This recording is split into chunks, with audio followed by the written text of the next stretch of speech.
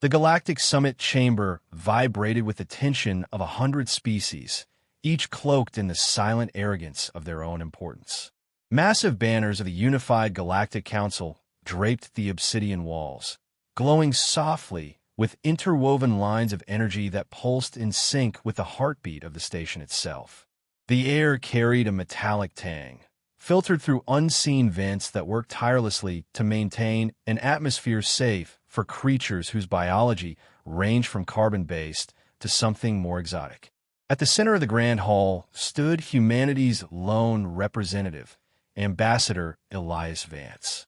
Compared to the towering bioluminescent Eldery or the multi-eyed, chitinous Zavern, he looked almost embarrassingly small. A simple man in a dark blue diplomatic suit, standing amid creatures that had ruled the stars for millennia. The council had allowed humans a seat, but not a voice, not yet. "The matter at hand is concluded," boomed the deep voice of Chancellor Orvath, a member of the Cirith Dominion. His crystalline exoskeleton refracted the dim light, shifting hues as he turned his jagged face toward the humans. Earth remains an observer. No voting rights. No military expansion. No advanced technology distribution.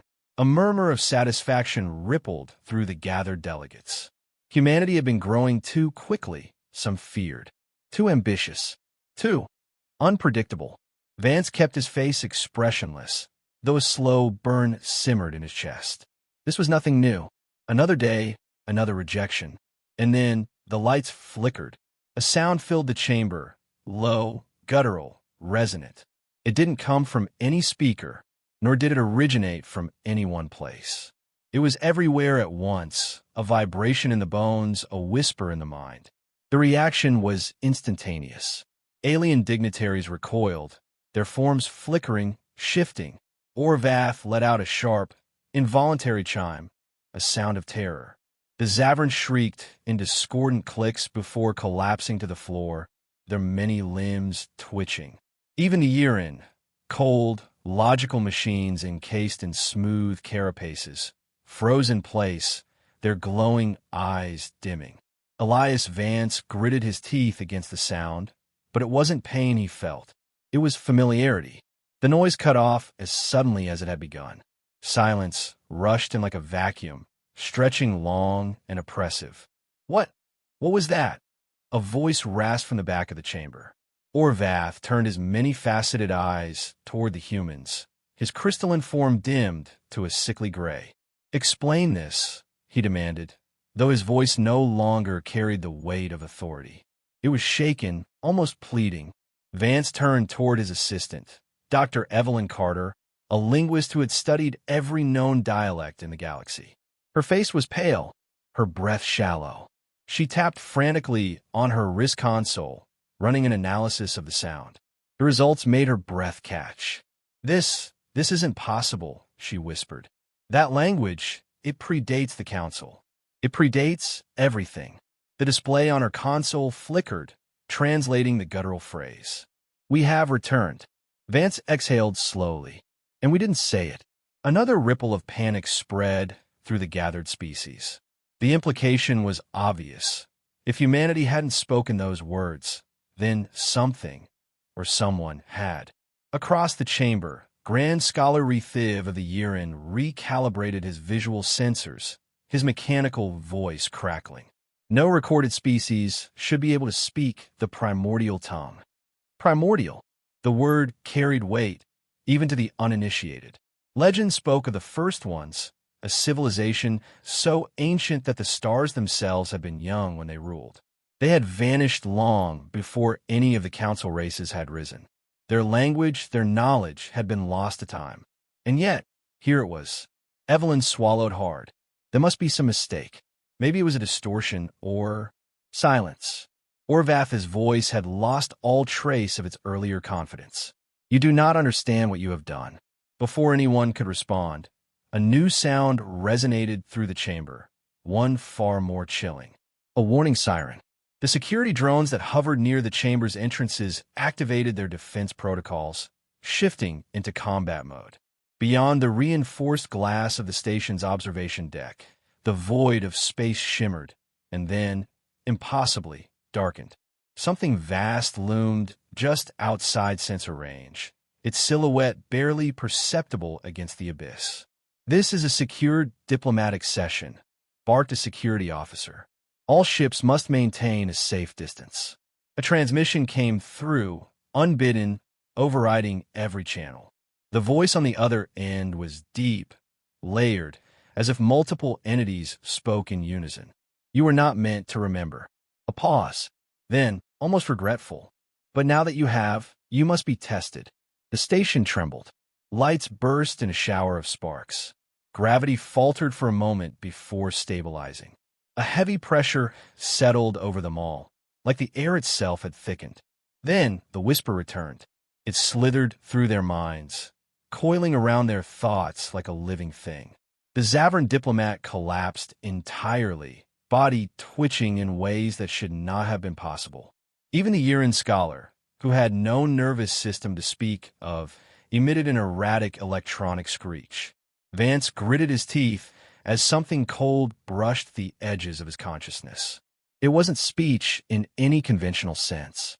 It was memory, something buried deep, unearthed against his will. For a split second, he saw something.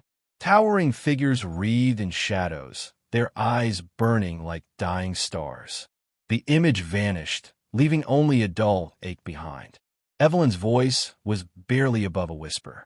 "They're testing us." Vance forced himself to remain steady. "We need answers." Orvath's fractured body pulsed with barely restrained fear. "There are no answers you will want to hear." The whisper faded, but the pressure remained. Silence returned to the chamber, thick and suffocating. No one moved. No one spoke. The weight of a forgotten past now rested on humanity's shoulders. And in the void beyond, something ancient stirred. The research station orbiting Europa was built for quiet contemplation, not emergency lockdowns. Yet now, its corridors pulsed red with warning lights, and the artificial gravity flickered as if struggling against an unseen force. Dr. Evelyn Carter's breath was shallow as she stared at the monitor. The data scrawled across her screen didn't make sense.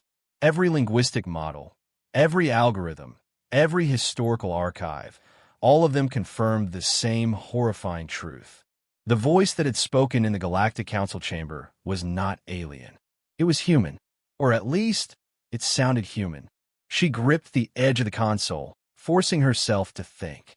The primordial tongue was supposed to be lost, an extinct language spoken by a species that predated even the most ancient civilizations in the known universe. And yet, something or someone had spoken it, and the reaction from the other species had been immediate and visceral. "Tell me I'm wrong," she said, her voice hoarse. Across the cramped lab, Elias Vance stood stiffly, his eyes locked on the data.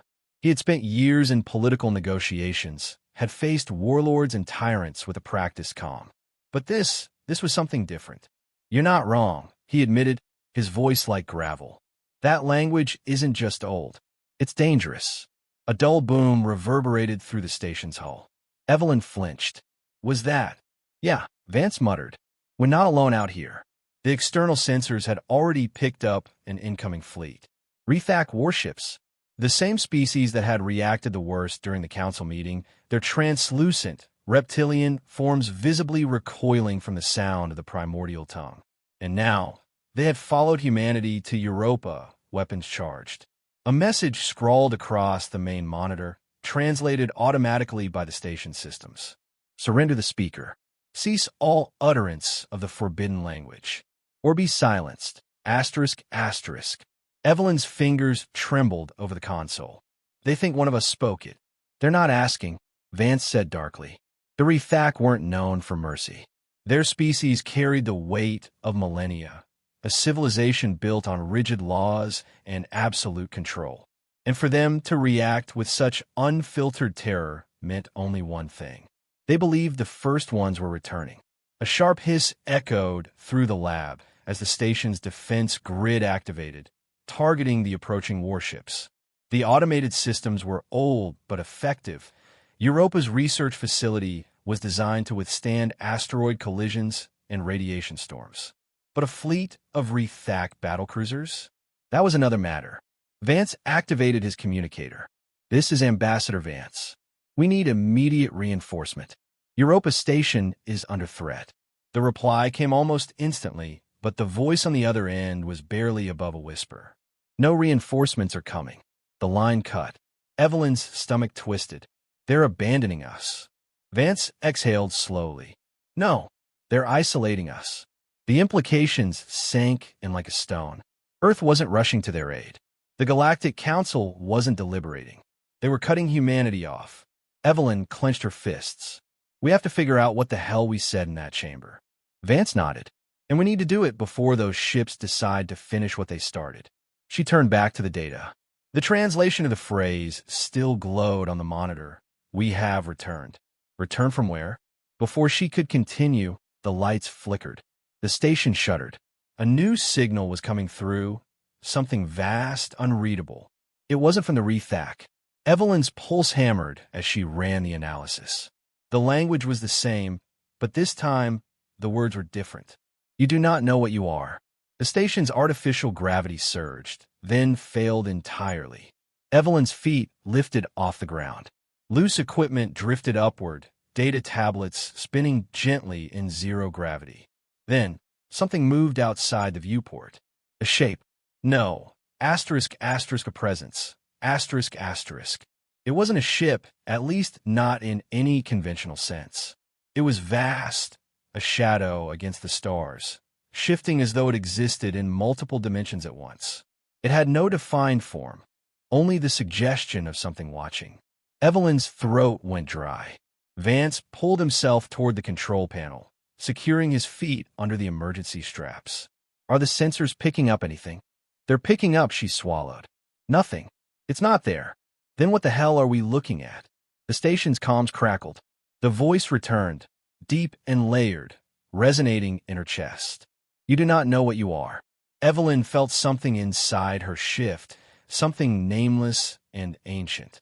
Her mind rebelled against it, trying to force logic onto the impossible. And then, memories that were not hers. A sky that had never existed. A city of impossible geometry, stretching into infinity. Voices speaking in unison, shaping the fabric of reality itself. She gasped, the vision vanishing as quickly as it came. Vance caught her arm. Evelyn. She looked at him, unable to speak. He didn't need her to. His face was set, his jaw tight. She wasn't the only one who had seen. A sharp chime from the console broke the silence. The Rethak fleet was moving. Their ships, once poised for attack, were turning away. Leaving. Fleeing. Vance narrowed his eyes. Why would they? A new message appeared on the monitor. We have seen the truth. We want no part of it. Asterisk, asterisk. Evelyn shuddered. They're running. Vance turned toward the viewport, toward the massive, shifting entity that loomed just beyond the station. The Rethak weren't the type to retreat from battle. Whatever they saw, whatever they knew, was worse than death.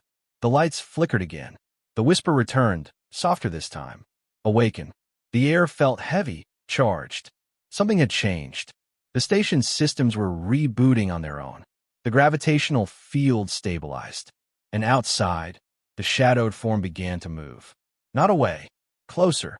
Europa Station trembled. Not from weapons fire, not from malfunction, but from something deeper.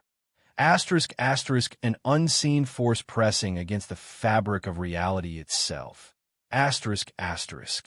Elias Vance braced himself against the console, watching as the thing beyond the viewport shifted closer. It did not move like a ship. It did not obey the laws of motion or light. It simply was. The Rethak had fled. That alone spoke volumes.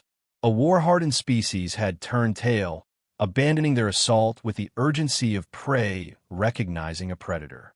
And yet, whatever they feared was still here. Dr. Evelyn Carter's breath was shallow. She had seen things, asterisk, asterisk, impossible things, asterisk, asterisk, flashes of a world that shouldn't exist. She wasn't sure how much of her mind still belonged to her, and how much had been altered by the whispers. Another transmission came through. No visuals, only sound. You have spoken words. You have awakened what was buried. You will remember, or you will be unmade. Evelyn's hands clenched into fists. Remember what? A pause. Then, what you are. The station lurched violently. Gravity cut out again, sending tools and loose equipment drifting through the air. The emergency lights flickered, casting jagged shadows across the walls. Vance activated the comms. Europa Station to Earth Command. No response. Static. Not even the automated distress beacon was getting through. Evelyn's pulse hammered. They've isolated us completely. She turned back to the viewport, to the thing shifting beyond the glass. It wasn't just approaching, it was coiling around them, its form flickering between dimensions, phasing in and out of existence like a half-formed thought. Then, the whisper returned, but this time, it wasn't in her mind. It was in her own voice. A deep, resonant echo of herself, layered and alien. We are the ones who shaped the first stars. Her own breath turned to ice. She hadn't spoken, and yet she had. Vance grabbed her arm, his expression grim. We need answers. Now. He pulled up the linguistic data on the station's main console. If the primordial tongue had truly come from humanity's past, there had to be a record. Asterisk, asterisk, something buried deep in human history. Long before Earth even knew the stars. Asterisk, asterisk. Evelyn scrolled through thousands of years of language evolution, mapping syntax, phonetics, linguistic drift. The primordial tongue shouldn't fit anywhere. And yet it did. Not as something foreign, as something forgotten. Every language on Earth, every dialect, every variation, traced back in fragments to this, not Latin, not Sanskrit, not Sumerian. Older. Humanity had not discovered language. It had lost it. Her throat tightened. Elias. He stared at the screen, jaw clenched. We weren't supposed to remember. Then from outside, a sound. Not the whisper. Not the eerie, disembodied voice. This was mechanical, the deep rumble of an incoming warship. Vance swore under his breath. Now what? The external sensors flickered back to life, displaying a new fleet emerging from hyperspace. Not the Rethak, the Galactic Council, the unified armada of 100 species. And every single gun was pointed at them. A transmission came through, Chancellor Orvath's crystalline form flickering into view. The usual arrogance in his multifaceted eyes was gone. This was not a diplomatic call. This is a containment operation, he said, voice tight. Shut down all station systems and prepare for immediate internment. Vance exhaled sharply. You're going to need to explain that. Orvath's form flickered. We should have purged your kind the moment we suspected. Evelyn's stomach twisted. Suspected what? Orvath's crystal-like body dimmed slightly, a sign of unease. The first ones did not vanish. They were not conquered. A pause. Then, with quiet horror, they fell asleep. Vance's mouth went dry. And you think we're them? Orvath's silence was answer enough. Evelyn's pulse pounded. That's insane. Humanity doesn't have godlike powers. We barely made it off our own planet without killing each other. Orvath's gaze darkened. Then explain how you spoke their words. Explain why the entity beyond your station has not consumed you. The silence that followed was suffocating. Vance's mind raced. If the Council feared them enough to quarantine an entire species, there was no negotiating, no appealing to reason. They would never let humanity leave this station alive. Evelyn's thoughts spiraled. The first ones had supposedly shaped the early universe, bending reality with their words. But if they had been so powerful, why had they disappeared? Unless a realization struck her like ice water. What if we didn't fall asleep? She whispered. What if we were made to forget? Vance turned to her sharply. She gestured to the station's systems. The words we spoke, the visions, the reaction from the aliens, it's all connected. Something erased our knowledge. Something powerful enough to make an entire species forget what it was. The whisper returned. Softer this time, almost approving. You begin to understand. Outside, the shadow coiled tighter around the station, pressing against the very fabric of reality. The Galactic Council's fleet did not fire. They were waiting, hoping, perhaps, that the station would be devoured before they had to pull the trigger themselves. Evelyn looked at Vance, her voice steady despite the fear clawing at her gut. If we're sitting on some buried part of our own history, we need to know why. Vance's expression hardened, and we need to do it fast. She turned back to the console, fingers flying over the controls. I'm running a deep dive into Earth's oldest records. If anything survived the purge, it'll be buried in the ancient archives. The station trembled again, not from the entity, not from an attack, from something waking up. A notification flashed across the screen. A file that should not exist. Her breath caught. Elias. She pulled it up. A grainy video file, time-stamped from Earth, over 300,000 years ago. The footage played. Darkness. Then a single figure stepping forward. Human, eyes burning like dying stars. Their lips parted, and the screen shattered. The whisper surged through her mind, no longer distant. No longer an echo. A command. A name. A choice. She remembered. The station shattered. Not in the physical sense.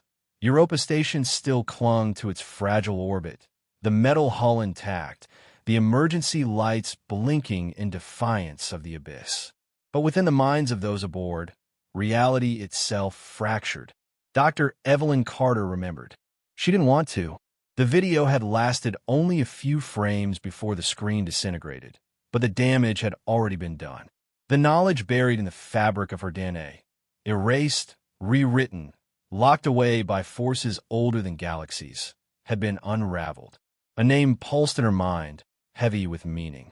A name that did not belong to a single person, but to an entire species. A forgotten identity swallowed by time itself. They had not been conquered. They had not died out. Asterisk, asterisk. Humanity had been sealed. Elias Vance stood rigid beside her, his breathing slow and measured, his fingers clenched white against the console. His face was unreadable, but his eyes, asterisk, asterisk, his eyes saw it too. Asterisk, asterisk, the truth that had been hidden even from the stars. Outside, the entity, that vast, shifting thing, drew itself closer, its form rippling in and out of existence, pushing against the fragile borders of space like a dream, trying to force itself into wakefulness. And the Galactic Council's fleet waited. 100 species watching, fearing, praying that whatever was happening inside the station would resolve itself before they were forced to take action. Orvath's voice came through the comms again, controlled but tight with unease. Tell me you have not remembered. Evelyn looked at Vance. He met her gaze, and in that moment, neither of them were diplomats, nor scientists, nor explorers. They were something else entirely. Vance turned to the transmission feed. I think you already know the answer. Orvath inhaled sharply, the crystalline chime of his exoskeleton vibrating through the audio. Then we have no choice. The transmission cut. Outside, the galactic fleet moved as one, locking weapons onto the station. Alarms blared through the corridors, warning of imminent destruction. Evelyn's hands moved instinctively over the console, scanning their options. There were none. The station was not built for war, but it was built for discovery. And they had just discovered the one thing the universe never wanted them to find. A deep hum resonated through the metal walls, vibrating through the air. Not from the station, not from the enemy fleet, from the entity itself. It was speaking, but this time she understood. It was not a question. It was not a command. It was a call for something inside her to wake. Vance inhaled sharply as the realization hit him. It's not talking to us. Evelyn's heart pounded. It's talking through us. The walls trembled, and suddenly, the weight of existence shifted. The cold void of space felt warmer, the pull of gravity bending around them in unnatural ways. Memories not her own flickered through her mind. Ancient cities built in the hearts of dying stars. Voices that could reshape reality with a single word. Wars fought not with weapons, but with language. The first ones had been powerful, but power had made them feared. Feared enough for the rest of the galaxy to erase them. And now, the last fragment of that lost empire had spoken again. The comms crackled. Orvath's voice returned, and for the first time, there was terror in it. You don't understand, he hissed. We did not erase you because of what you did. We erased you because of what you almost became. A sharp pulse of energy tore through the station, making the lights flicker wildly. The entity was no longer just looming. It was opening something. Orvatha's voice was distant now, nearly drowned out by the growing hum of the station's collapsing reality. If you wake, the universe will burn. Evelyn's mind reeled. They weren't just a lost civilization. They weren't simply forgotten gods. They were unfinished. Something had stopped them before they could reach their full potential, before they could become whatever they were meant to be. And now they had a choice. The Galactic Council was not bluffing. If they let this happen, if they let the entity complete its call, the fleet would end them. Humanity would be wiped from existence before it could finish what it had started eons ago. Vance exhaled slowly. We end this. Right now. Evelyn turned toward the console, her fingers hovering over the station's core systems. They could send the signal back, bury it, suppress the knowledge, let history swallow them whole once again. Or, she looked at the entity, at the vast shadow that had watched them patiently, waiting for their answer. The final word was theirs. She spoke. A single syllable. Not English. Not any language born of modern humanity. A word from before. The entity shuddered. The station cracked. The fleet outside froze. And then, silence. The hum vanished. The pressure in the air dissolved. The station's systems returned to normal, as if nothing had happened. Outside, the entity was gone. No explosion. No retreat.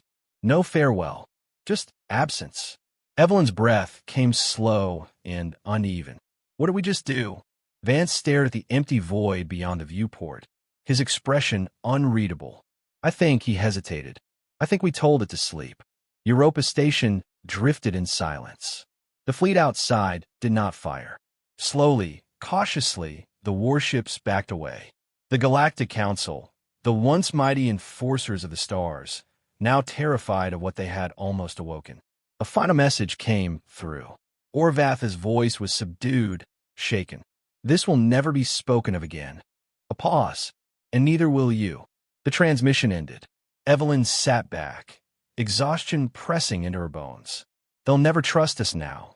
Vance let out a breathless, humorless laugh. They never did. She stared the void outside. Somewhere out there, beyond the reach of time and memory, something vast had stirred, and humanity had chosen, once again, to let it sleep. For now.